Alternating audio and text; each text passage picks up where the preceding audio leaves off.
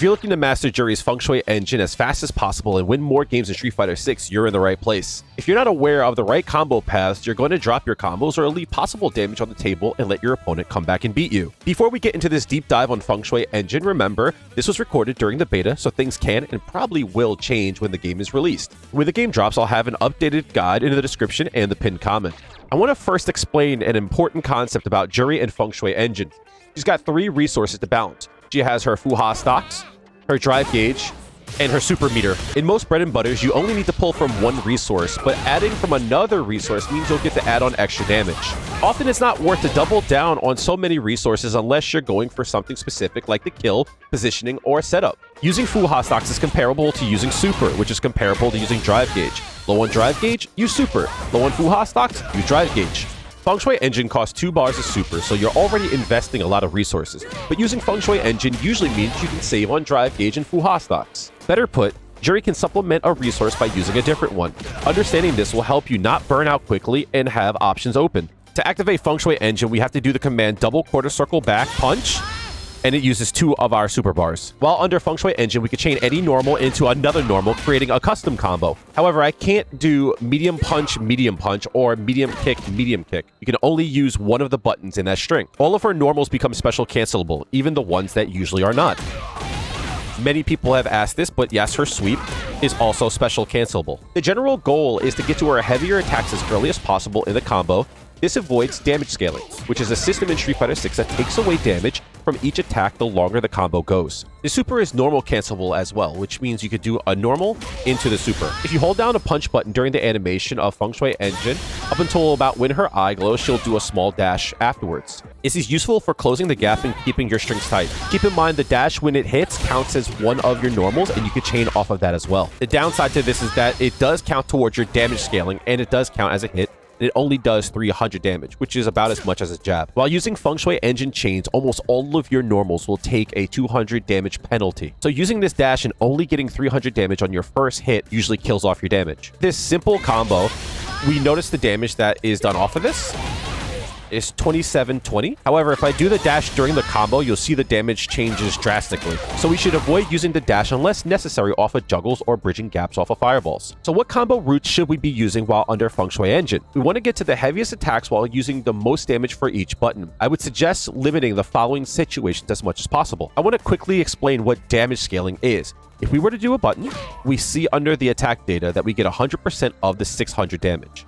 If we were to do a combo of 2 hits, we would get 100% of both of those hits, totaling of 1200 damage. This is what damage scaling is. The longer your combo, each hit will do less damage. So let's talk about light starters. As we said, the first 2 hits, you'll always get 100% damage. However, if you start with a light button, the second hit goes down to 90. So starting your combo with lights will usually net you less damage, even though you're doing more hits, than if you omit those lights and just go with the remaining button. Next is low forward starters. Street Fighter 6 seems to be scaling low forward or crouching medium kick as a combo starter universally to take away the power of lows. If we were to use a 2-hit combo, we notice that both those hits give us 100%. However, if we were to start with a crouching medium kick instead, and we chain, we notice it goes to 80% on the second hit. Sometimes it's necessary to start your combo with a low forward, as it does open your opponent up, but just keep in mind that this will give you less damage. Under Feng Shui engine, Juri doesn't really need Drive Rush, and Drive Rush will further scale your combo. The first hit does 100%, but if you were to cancel this with a dash or forward,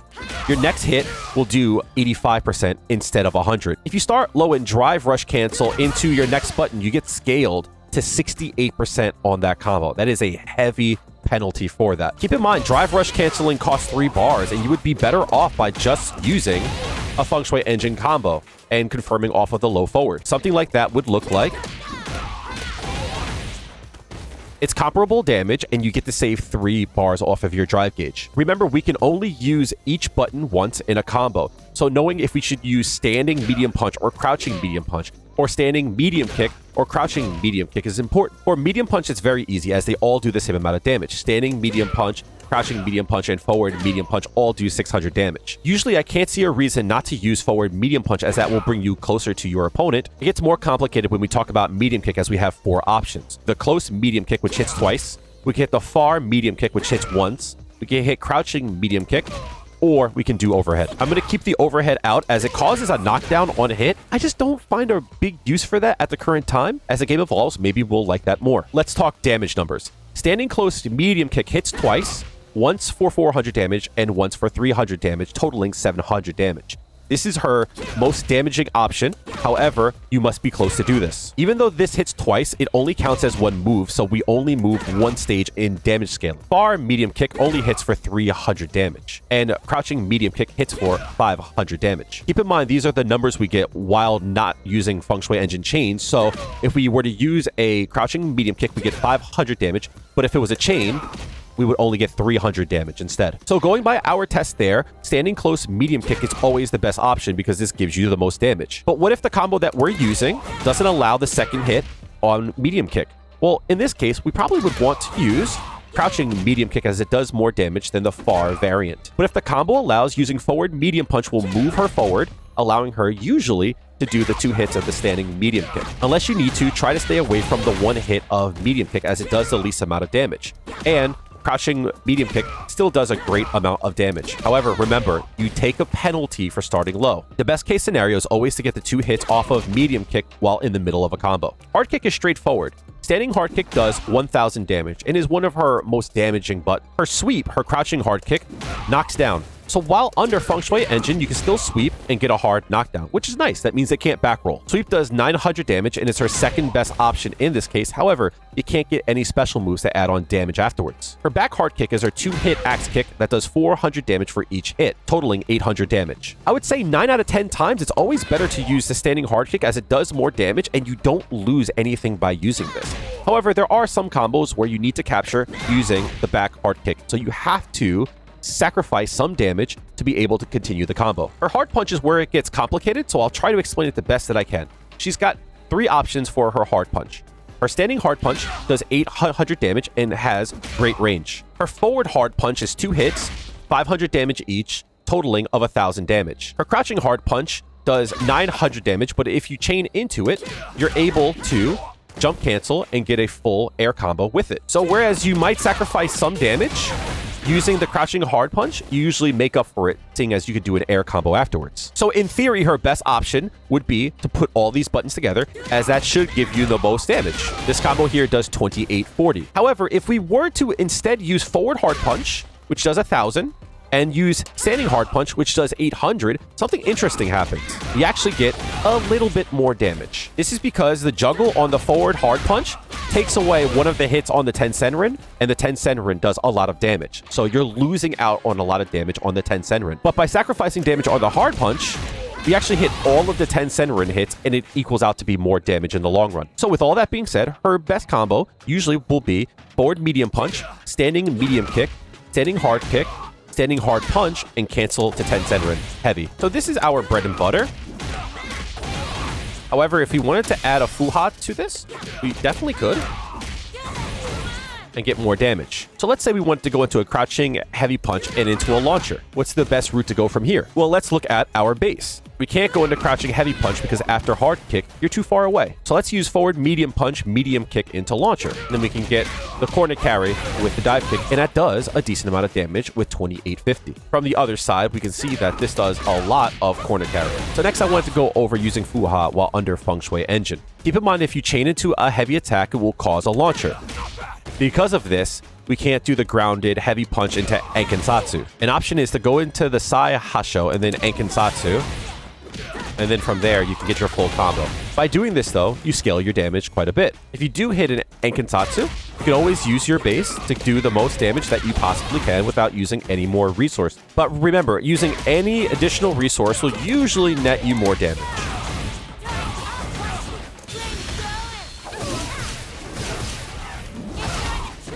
And from an Ankensatsu, you also have the option to go into an EX dive kick for more damage. So if you start a launcher and go straight into the EX dive kick, you can actually use a drive rush to keep the combo going. Because you're not canceling off of a normal, it only uses 1 bar as opposed to 3 bars. The corner carry for this is great, and it's a really flashy combo. It feels really good to hit. But remember, it's not a real good use of your meter and also your super gauge. For this next part, I'm going to turn on the frame data. If you were to do standing hard punch, Enkin Satsu, crouching medium punch into enhanced Sai Hasho, you would be +4 afterwards. Since you have a jab that's 4 frame, you can actually link afterwards, allowing you for an extended combo with Feng Shui Engine. And if you were to start with a crouching medium punch, you actually become +5 instead, allowing you to use your standing light kick. Now remember I said to stay away from light attacks in your Feng Shui Engine combo. We were to do that same combo using our regular base. You see we do so much more damage for the amount of work that we do, and we save Fuha stocks. Oh, I forgot to tell you guys about the air combo that I used there. This is unequivocally the best route to go to, and that's jumping medium punch, jumping hard punch, jumping heavy kick.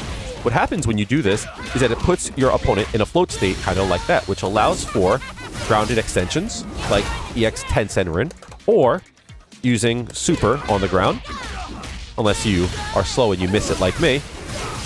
Much better. Now, if we were to add this together in one long string, we see how much damage this does in the corner. So your goal under Feng Shui Engine should always be to put your opponent in the corner. Hell, we can even do EX dive kick if we want to invest even more. Getting a full 4,000 damage off of that. So with everything that I've shown you guys, we have an understanding of how her combos work, but let's talk about pressure and how to use it if your opponent is blocking. So ending her strings with heavier attacks and not canceling into special moves to keep her safe will allow you to be punished. As such, if your opponent tries to mash through these strings, a lot of times they'll be caught trying to hit buttons and they'll get punished for it. Now her strings are not completely safe, as if they mash a reversal, you'll blow right through it because there is a gap in between there. This also means that you can use parry in between there, and some strings actually create perfect parry situations. So since all of her normals are cancelable with specials, that also means that they're cancelable with drive impact. So if someone tries to mash drive impact through, you can always cancel it to your own drive impact and blow right through it, doing a heavy amount of damage. It's also important to note that unlike Street Fighter V, you can't go Enkin Satsu into Go Osatsu, is that there is a gap in between her, quote, medium and heavy Fuhas. However, if you were to cancel to her Go Osatsu, you can always make yourself safe by using the light one. You cannot make your Enkin Satsu safe with Fireball either. You can be jabbed through it. Like Street Fighter V, it's important to know when people want to hit buttons and then to whiff punish them for trying to punish you. Her Fireball will be really strong in this respect, as if you do it close, they're able to take a turn back. However, if you space it right, you can catch them whiffing a button. And if you're far enough, sometimes you'll get the Fireball hit and you're still able to combo afterwards. Even though I don't recommend using drive impact all the time, however, notice that sometimes you can use it as a shimmy, like in Street Fighter V. Her Enkin Satsu is also off the ground, as it can catch people trying to throw if you delay it. Her Fireball could also be used in the same way by backing up and then getting big damage on the rebound. Keep in mind as well, when you drive rush into a normal, you get +4 frames on hit and block. Overhead, when you hit, you're +2. If you were to drive rush into overhead, you're now +6. This allows you to do strongs afterwards. If a person is trying to block a lot, you can always drive rush cancel into overhead and then get a full combo afterwards. This also applies on hit, as you can drive rush cancel into overhead and get a full combo afterwards, resetting the damage scaling, getting a large amount of damage. If a person is blocking a drive impact in the corner, they still can be comboed afterwards, as they will be crushed, which allows for a full combo afterwards. Which means you can end any of your Feng Shui Engine strings into a drive impact. This also means on hit, you can always go into drive impact, resetting the combo and getting a full combo afterwards. This has been a really long talk and a deep dive into everything that I know about her Feng Shui Engine in Street Fighter 6. If you got this far, you are one of Juri's most loyal players, and you're the most interested in this kind of content. So again, I thank you, and let me know that you got this far, and just type Juri's the best in the comments so I can see who's here. So what I wanted to do for the rest of the video is kind of a combo exhibition and show you guys everything that I know about the character and showing off her full potential as far as I can see it during the beta. If you learn anything from these combos, make sure that you subscribe, because this is the kind of content that I hope to be giving you guys in the future when Street Fighter 6 drops, and any new betas that might drop, or any new information that you might want to see about Juri and Street Fighter 6 as a whole. With that said, enjoy the flash and trash, and hopefully I'll see you guys in the next one.